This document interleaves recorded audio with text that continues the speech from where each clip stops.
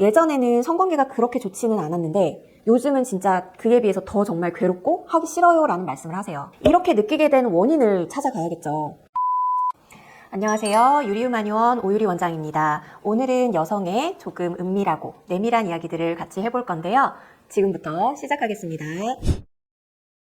애액이라는 건 막연히 질에서 나오는 질액으로 알고 있지만 좀 더 정확히 말씀드리면 성적인 흥분도가 올라가면서 질 내 혈관망이 충혈되면서 요도구의 양쪽 측면 하단부에 스케네셈과 지립구 측면 하단부에 바르톨린셈에서 분비되는 투명한 유백색의 점액을 말합니다. 이러한 애액은 성관계 시의 윤활의 역할로 성관계를 원활하게 할 수 있도록 도와주고 질내를 깨끗하게 유지하도록 도와줍니다. 이렇게 관계를 할 때 애액이 잘 나오지 않아서 외음부에 통증이 심해지는 증상을 질건조증이라고 많이 얘기하는데요. 사실 질건조증은 갱년기 여성의 대표 증상으로 일컬어지는 통염이 있습니다. 그런데 요즘 내원하시는 고객분들을 보면 꼭 갱년기 여성분들만 오시는 건 아니거든요. 오히려 해가 갈수록 점점 더 나이가 젊어진다고 느끼고 있습니다. 20대 여성들도 질건조가 뭔지 아는 분들이 상당수거든요.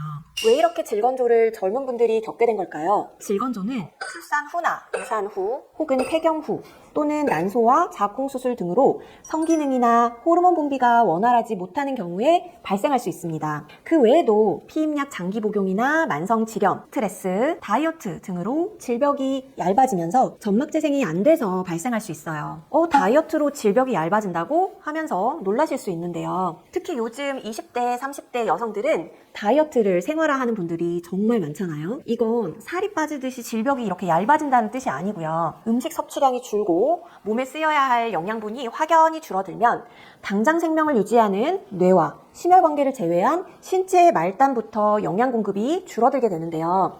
여성의 질은 생명과 직결된 곳은 아니면서도 매우 얇고 민감한 조직입니다. 그래서 과로, 다이어트, 반복되는 질염 또는 극도의 스트레스 그리고 성관계에 대한 부담감 이렇게 신체적, 정신적 원인이 있는 경우에 질 주변 조직으로 혈류량이 감소하면서 점막에서 분비되는 점액도 줄고 경부가 위축되어 질벽의 탄성도 떨어지게 되는데요. 그럼 질이 좁아지고 말라서 성교통이 발생합니다.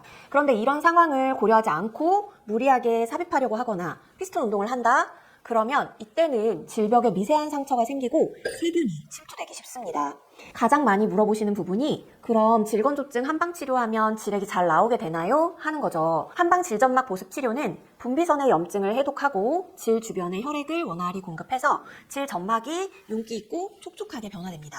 그래서 질벽에서 분비되어야 하는 정상 분비물을 유도하고 질내 횡주름이 탄력 있게 잡힐 수 있도록 만들어주기 때문에 관계 시에 불편 증상을 해소할 수 있습니다. 질점막은 더욱이 얼굴과 다르게 노출되지 않아서 관리하기가 어렵고 습한 환경으로 균에 노출돼서 염증이 더 많이 발생하기 때문에 해독과 보윤, 보습 치료가 반드시 병행되어야 해요.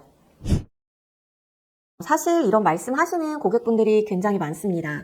본인의 증상과 병의 원인을 정확하게 파악하고 계신 경우도 있지만 특히 이렇게 외음부, 성문제처럼 내밀한 고민일수록 드러내놓고 말하지 못하기 때문에 속으로만 끙끙 앓다가 잘못된 결론을 내리기도 하고 여기저기 병원만 바꿔서 다니면서 더욱 심한 고통에 빠져들죠. 지금 같은 케이스는 일단 이 통증을 개선해주는 게 가장 시급해요. 질 내부의 수분 함유도나 질 내벽의 충혈도 그리고 외음부에 혹시 유가종성 열상이나 기타 미세 상처나 낭종 등이 있는지 외음부 전정의 혈륜을 원활하게 흐르고 있는지 등등을 체크해봐야 정확하게 알 수 있을 것 같은데요. 질문하신 내용만 봤을 때는 외음부 전정염 가능성이 조금 더 높게 보입니다. 어찌되었건 통증이 발생함으로 인해 성관계를 피하게 되고 당연히 관계 시에 불감증이 2차적으로 발생할 수밖에 없습니다.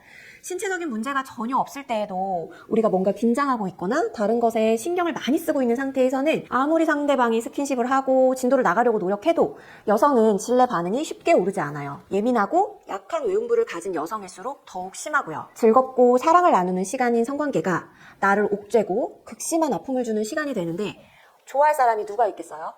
그래서 점점 파트너를 멀리하게 되고 상대가 다가오기만 해도 이미 뇌에서 경계 사인을 보내기 때문에 몸도 마음도 점점 다친다고 생각하시면 될 것 같습니다. 여성의 지립구 주변에는 여러 분비샘, 스케네셈, 바르톨린셈, 전정셈 등이 있는데 호르몬 문제나 반복적인 질염균 감염, 과로, 스트레스 등으로 인해서 염증이 생기게 되면 예민해진 신경조직에 의해서 통증을 지속적으로 느낄 수 있습니다. 한방치료, 특히 한방 자궁 치료의 처음과 끝은 원활한 혈류순환을 촉진하고 전신을 릴렉스시켜서 자율신경계의 정상 반응을 꾀하고 호르몬 분비를 왕성하게 하는 게 있다고 봐도 과언이 아니에요. 자궁을 둘러싼 골반강의 근육, 수축과 이완이 균형 있게 이루어져야 외음부와 질의 성기능도 제대로 회복할 수 있습니다.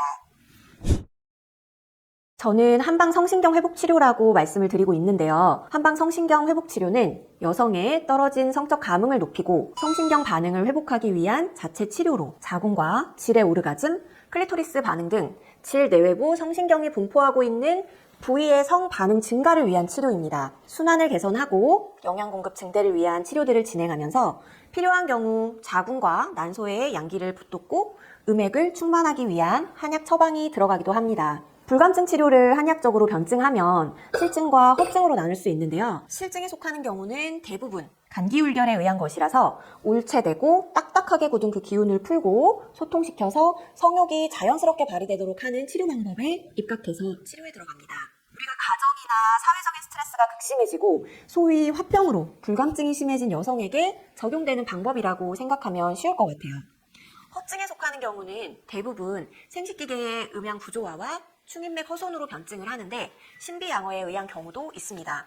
쉽게 말하면 몸이 너무 허약하고 소화기능도 약해서 성적인 자극이 와도 감흥이 잘 오지 않는 상태를 말해요. 이런 경우에는 생식기계를 따뜻하게 해서 음양을 조화롭게 하고 충인맥이 원활히 돌아갈 수 있도록 하면서 심혈관계와 소화기계를 보호하는 방법으로 치료합니다. 치료가 제대로 진행이 되면 질 주변의 신경이나 혈류장애가 개선되면서 질 점막이 회복되고 질 근육의 탄력이 증가하고 골반 근육이 강화하는 운동을 병행하면서 성신경이 서서히 회복되기 때문에 스스로도 치료 반응을 느낄 수 있습니다.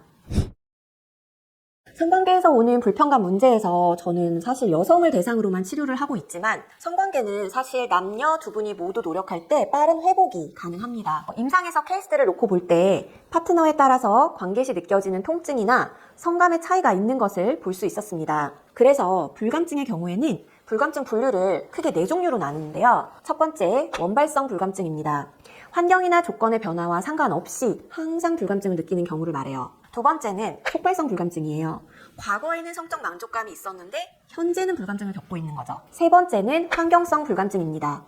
특정한 상황 하에서는 한 번, 혹은 여러 번의 절정감에 도달을 할 수 있다라는 경우는 환경성 불감증이에요. 네 번째, 상교성 불감증은 일반적인 상황에서는 성적 만족감을 느끼지 못하지만 자위행위라든지 다른 자극을 통해서는 절정감에 도달할 수 있는 경우를 말해요. 진짜 어떠한 상황에 상관없이 예나 지금이나 불감증을 가지고 있는 경우, 즉 원발성 불감증은 여성의 5%에서 10% 정도라고 합니다. 속발성 불감증은 배우자와의 문제나 우울증, 약물 투여로 인한 2차적인 불감증 발생하고 당뇨와 같은 만성적 질병, 에스트로겐 부족, 다발성 경화증과 같은 신경병증으로도 발생할 수 있습니다. 예전에는 성관계가 그렇게 좋지는 않았는데 요즘은 진짜 그에 비해서 더 정말 괴롭고 하기 싫어요 라는 말씀을 하세요. 이렇게 느끼게 된 원인을 찾아가야겠죠. 통증이 문제라면 통증 치료를 먼저 하는 게 맞고요. 배우자와의 문제라면 두 분이 좀 더 적극적으로 풀어야 할 부분이긴 합니다. 그래서 저도 상담 중에는 파트너와의 관계 중 그 기교나 관계 지속 시간, 전이 상태 등에 대해서 상세하게 여쭤보면서 관련 있는 문제들을 해결하기 위한 조언도 병행하고 있습니다. 그리고 소중한 나의 몸을 즐겁게 또 희열있게 가꾸기 위해서는 사실 관계 중에 어떻게 자극하고 어떻게 터치할 때 내가 더 좋게 느끼는가 그걸 알아가려는 노력도 필요해요. 이건 책으로 보거나 인터넷을 뒤져서 찾아보는 것도 좋지만 제일 좋은 건 성관계 시에 순간순간의 상황에 집중하는 겁니다. 실제로 파트너에 따라서 통증이 다르고 성감이 다르다라는 얘기는 그 파트너 자체에 대한 정신적인 깊은 사랑 때문이기도 하겠지만 그 사람의 스킬 때문이기도 하거든요.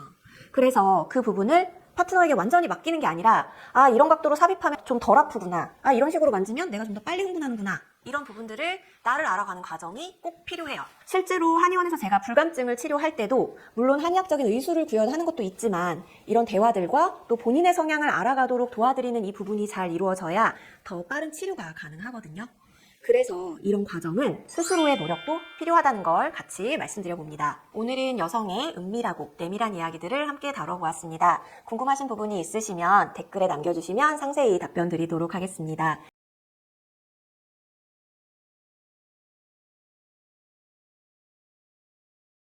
오늘의 제 영상이 마음에 드셨으면 좋아요, 구독 버튼을 눌러주세요.